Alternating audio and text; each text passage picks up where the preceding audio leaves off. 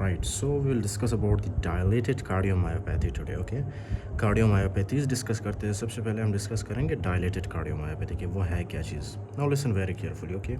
What happens in dilated cardiomyopathy? ये जो आपको नज़र आ रहा है, right? Let me give a general overview first of all. This is your heart, okay? This is left ventricle, this is right ventricle. इसी तरह ये है आपके पास left atrium और ये है right atrium. ये जो आपको नज़र आ रहा है, राइट, ये आपको जो नज़र आ रहा है, दिस इज़ द एओर्टा. ये एओर्टा ऊपर जाके हमारे अपर लिम्ब फॉर एग्जांपल हमारे हेड एंड नेक को ब्लड सप्लाई करता है. इसी तरह से ये हमारे लोअर लिम्ब को भी ब्लड सप्लाई करता है, राइट. और यहाँ से जो आपको नज़र आ रहा है ये वाला, this is called is your pulmonary artery, okay. Pulmonary artery कहाँ पे जाता है? हमारे लंग्स में. लंग्स से फिर वो पल्मोनरी वेन के थ्रू ऑक्सीजनेटेड ब्लड लाता है हमारे लेफ्ट एट्रियम में. That's it, okay, fine. So this is the general overview, right. अब डायलेटेड कार्डियोमायोपैथी में क्या होता है कि ये जो आपको नज़र आ रहा है ना, ये हार्ट, फाइन, ये हार्ट जो आपको नज़र आ रहा है, इसमें क्या होता है, इसमें जो है इस तरह से डायलेशन होता है, राइट, डायलेटेशन. इस तरह से ये डायलेट होता है, फाइन, ओके, डायलेट होता है ये. अब डायलेट किस वजह से होता है? क्योंकि इसके अंदर एक जीन होता है, राइट. आपको पता है ना, ये हमारा मायोकार्डियम किस चीज़ से बनता है? इस तरह से सेल्स होते हैं ना, इसके अंदर सेल्स होते हैं, राइट. उन सेल्स को हम क्या कहते हैं? हार्ट के सेल्स को या कार्डियक के सेल्स को, उसको हम कहते हैं उनको मायोसाइट्स, राइट. उनको हम कहते हैं मायोसाइट्स, राइट, मायोसाइट्स. अब मायोसाइट्स के अंदर इस तरह से एक छोटा सा जीन होता है, राइट. इस जीन का नाम क्या है? इस जीन का नाम है TTN जीन, राइट. और ये TTN जीन क्या बनाता है? टाइटिन प्रोटीन बनाता है, राइट, टाइटिन प्रोटीन, फाइन. अब क्या है, कुछ लोगों में ये जो TTN जीन है ना, ये TTN जीन क्या होता है? उनमें म्यूटेंट होता है, राइट, म्यूटेंट होता है. अब म्यूटेंट मतलब म्यूटेशन होता है इसमें, राइट. म्यूटेंट होने की वजह से ये TTN जीन टाइटिन प्रोटीन नहीं बना पाता, ओके. जब टाइटिन प्रोटीन नहीं बनेगा तो जाहिर सी बात है that will lead to dilation of the heart, okay, that will lead to dilation of the heart. तो अगर आपसे कोई पूछे कि क्यों, मतलब डायलेटेड कार्डियोमायोपैथी में हार्ट डायलेट क्यों होता है इस तरह से, ओके, आपने बताना है due to TTN gene mutation, right, which will lead to less production of the titin protein or no production of the titin protein, right, or abnormal production of the titin protein, okay. So this is about the dilated cardiomyopathy. This is the biggest reason, okay. इसके अलावा भी कुछ और reasons है, risk factors, will discuss that, right. अच्छा, तो ये आ गया आपके पास TTN प्रोटीन, राइट. अब इसमें होता क्या है? जाहिर सी बात है, जब जितना ज़्यादा हार्ट डायलेट होगा, okay, pathologically not physiologically, pathologically जितना ज़्यादा हार्ट डायलेट होगा उतना ही सख्त होगा हार्ट के लिए वो वापस रिकॉइल करे, उतना ही सख्त होगा हार्ट के लिए कि वो कॉन्ट्रैक्ट करे, राइट, ओके. अब जाहिर सी बात है, फॉर एग्जांपल यहाँ पे हार्ट क्या हुआ है, इसका रेडियस बहुत ज़्यादा इंक्रीज़ हुआ है. अगर आपको याद हो लैप्लासिस लॉ फिजियोलॉजी में, राइट, लैप्लासिस लॉ क्या बताता है हमें? लैप्लासिस लॉ हमें ये बताता है ना कि एक तो हमारे पास प्रेशर है और दूसरा है tension upon radius, okay, right. अब क्या है कि जितना ज़्यादा यहाँ पर रेडियस ज़्यादा होता जाएगा, राइट, रेडियस का मतलब जितना ज़्यादा साइज़ ज़्यादा होगा इसका, ओके, फाइन, उतना ही टेंशन कम होता है इसमें. क्यों? क्योंकि जब साइज़ ज़्यादा होता है ना तो हार्ट के लिए बहुत मुश्किल होता है अपने आप को कॉन्ट्रैक्ट करना, राइट, ओके. तो यहाँ पे क्या हो रहा है हमारे पास डायलेटेड कार्डियोमायोपैथी में? रेडियस इंक्रीज़ होता है, ओके, और टेंशन कम होता है, राइट. टेंशन, ये वॉल में टेंशन कम होता है, राइट. जितना टेंशन कम होगा वॉल में उतना ही मुश्किल होगा हार्ट के लिए ब्लड को पंप करना इनटू द एओर्टा, राइट. तो एज अ रिज़ल्ट क्या होगा? प्रेशर भी कम होगा, फाइन. जब टेंशन कम होता है तो प्रेशर भी कम होता है. लेकिन इसमें आपने एक चीज़ याद रखना है कि रेडियस इंक्रीज़ होता है, राइट. इसीलिए हम इसको क्या कहते हैं? Dilated cardiomyopathy. दैट्स इट, बस. अब आपने जो याद रखना है वो क्या चीज़ है, राइट. इसको कॉन्सेप्चुअली थोड़ा सा डिस्कस करते हैं. फॉर एग्जांपल क्या है कि यहाँ से जब हार्ट हमारे पल्मोनरी सर्कुलेशन से जब ऑक्सीजनेटेड ब्लड आता है ना, वो कहाँ पे आता है? हमारे लेफ़्ट वेंट्रिकल में, लेफ़्ट एट्रियम से लेफ़्ट वेंट्रिकल में, राइट. फॉर एग्जांपल यहाँ पे है हमारे पास क्या चीज़? यहाँ पे है हमारे पास blood, right. This is the blood that we have in the left ventricle, okay, fine. अब क्या है ना कि ये जो हमारे पास लेफ़्ट एट्रियम है, राइट, लेफ़्ट एट्रियम क्या करता है? एक वक्त आता है कि ये जो हमारे पास लेफ़्ट वेंट्रिकल है इसके अंदर बहुत ज़्यादा ब्लड एक्यूमुलेट होता है, राइट, बहुत ज़्यादा ब्लड एक्यूमुलेट होता है. क्यों ब्लड एक्यूमुलेट हो रहा है? क्योंकि इसके अंदर इतना टेंशन नहीं है, इतना मतलब फोर्स नहीं है कि ये इस ब्लड को एओर्टा के अंदर पुश कर सके। Fine, okay. तो इसी वजह से क्या है कि यहाँ पे ब्लड इस तरह से एक्यूमुलेट होता जाता है, एक्यूमुलेट होता जाता है, एक्यूमुलेट होता जाता है। Fine, okay, right. तो इस तरह से ये ब्लड एक्यूमुलेट होता जाता है यहाँ पे, ओके। अब क्या है कि एक वक्त आएगा कि इसमें बहुत ज़्यादा ब्लड होगा, बहुत ज़्यादा ब्लड एक्यूमुलेट हुआ होगा, राइट। तो उसमें क्या है, उस कंडीशन में जब ये लेफ़्ट एट्रियम हमारा ब्लड को एक फ़ोर्स के साथ जब ये पुश करता है ना, तो ये ब्लड आके लगता है इस ब्लड के साथ जो कि नीचे पड़ा होता है, राइट। ये ब्लड आके लगता है इस ब्लड के साथ जो कि नीचे पड़ा होता है। As a result of that एक साउंड प्रोड्यूस होता है, राइट। उसको हम क्या कहते हैं, उस साउंड को हम कहते हैं S3 heart sound. Fine, S3 heart sound. S3 heart sound कब प्रोड्यूस होता है, जब वेंट्रिकल ओवरली फिल्ड हो, ओके।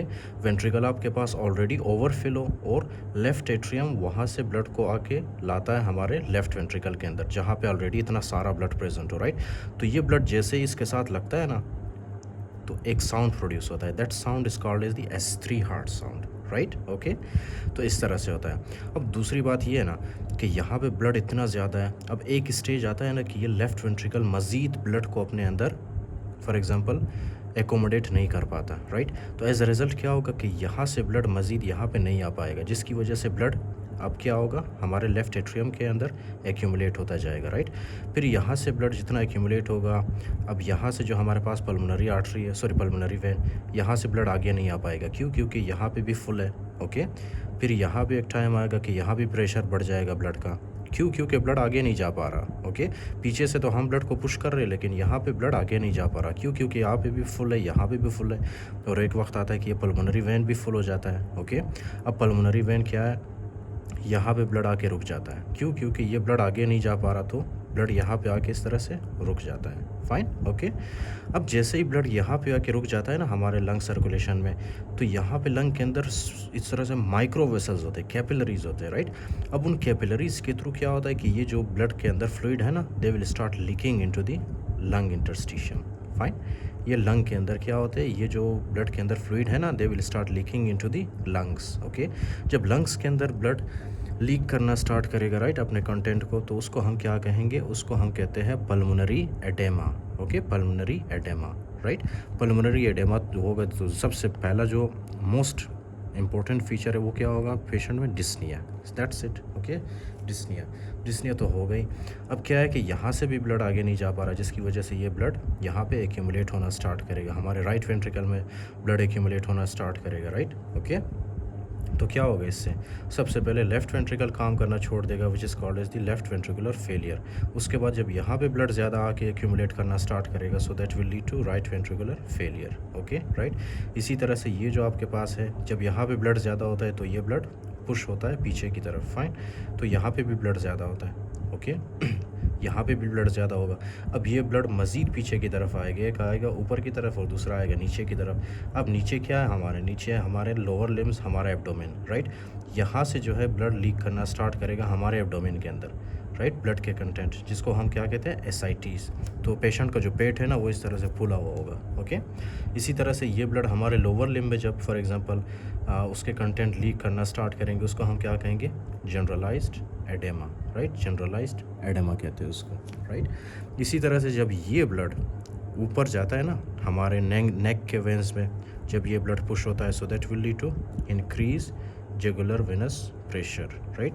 तो ये फीचर्स आपको मिलेंगे। ये किस वजह से हो रहा है, क्योंकि ये जो लेफ़्ट वेंट्रिकल है इसने काम करना छोड़ दिया, राइट, लेफ़्ट वेंट्रिकुलर फेलियर की वजह से हो रहा है। लेफ़्ट वेंट्रिकल जब फेल होता है तो ये ब्लड को मज़ीद पुश नहीं कर पाता आगे की तरफ, जिसकी वजह से क्या होगा, ये ब्लड सारा पीछे की तरफ फ्लो करना स्टार्ट करेगा, राइट, ओके। अच्छा, एक तो ये हो गया। दूसरा ये है ना कि this is very obvious, fine. ये जो आपके पास हार्ट है ना, हार्ट में क्या होता है, ये आपको नज़र आ रहा है, this is the aortic valve, right.